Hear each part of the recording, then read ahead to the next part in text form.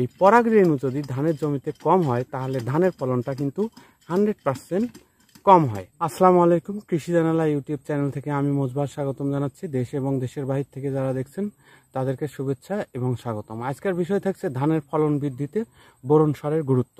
যদি সঠিকভাবে আপনারা বোরন সার প্রয়োগ করতে পারেন তাহলে ধানের জমিতে 100% 20 থেকে 25% ধানের ফলন বৃদ্ধি হবে। বোরন সার দেওয়ার আগে আপনাদের জানতে হবে বোরন সারের অভাবজনিত লক্ষণগুলো কি কি। বোরন সারের যদি ধানের জমিতে অভাব দেখা যায় তাহলে গাছের বৃদ্ধি কম হয় এবং ধানের গাছ এবড়া থোবড়া লেগে থাকে। এছাড়াও ধানের জমিতে পরাগ রেণু অর্থাৎ ফুলের সংখ্যা কম হয়।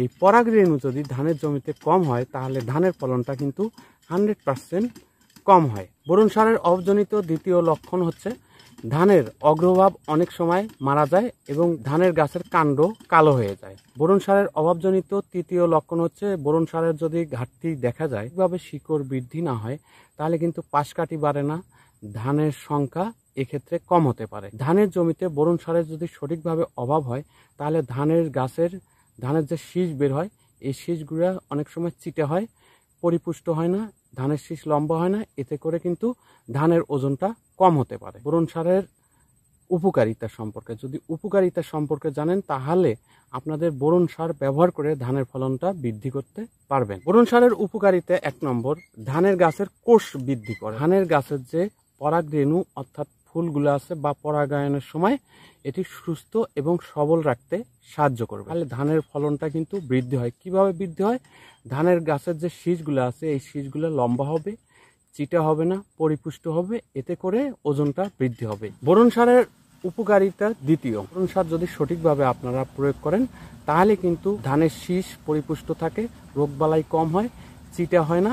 এজন্য আপনারা সঠিকভাবে বোরন সারটা প্রয়োগ করবেন, তাহলে ধানের ফলনটা বৃদ্ধি হবে। বোরন সারের উপকারিতা তৃতীয়, ধানের গাছে সঠিকভাবে যদি বোরন সার আপনারা প্রয়োগ করেন তাহলে ধানের গাছের ফুল ধারণে সাহায্য করে, অর্থাৎ ধানের যে শীষগুলো আছে সেগুলো পরিপুষ্ট হবে, ধানের কোনো প্রকার চিটা হবে না, ধানটা শক্ত এবং ওজন বৃদ্ধি করবে। এই বোরন সার স্প্রে করার গুরুত্বপূর্ণ সময় কখন? ধানের যখন বয়স 20 থেকে 25 দিন হবে তখন একবার, আর দ্বিতীয়বার 35 থেকে 40 দিন বা 30 থেকে 40 দিনের মধ্যে বোরন সার স্প্রে করে দিবেন।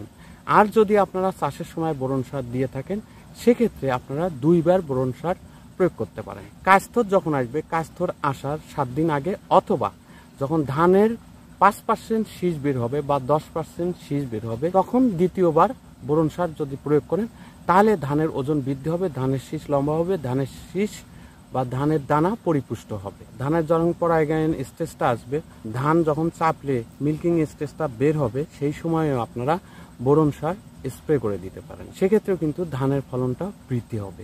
মূলত বোরন সার স্প্রে করার সময় সবচাইতে গুরুত্বপূর্ণ হচ্ছে ধানের কাস্তর আসার 7 দিন আগে এবং মিল্কিং স্টেজের সময়ে যদি স্প্রে করেন তাহলে ধানের ফলনটা বৃদ্ধি হবে। বোরন সার ধানের জমিতে প্রয়োগ মাত্রা কি কি? বোরন সার প্রতি লিটার পানিতে 1 গ্রাম অথবা 1.5 গ্রাম অথবা ধানের কন্ডিশন অনুযায়ী 2 গ্রাম হারে যদি প্রয়োগ করেন তাহলে 100% ধানের ফলন বৃদ্ধি হবে।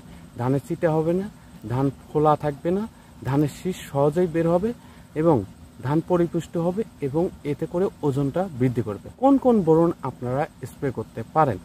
সলুবার বোরন আপনারা স্প্রে করতে পারেন বা লিবারেল বোরন স্প্রে করতে পারেন। বাজারে এই গ্রুপে যে কোনো বোরন আপনারা স্প্রে করে দিতে পারেন, তাহলে ধানের ফলন বৃদ্ধি হবে। ভালো থাকবেন, সুস্থ থাকবেন। আসসালামু আলাইকুম।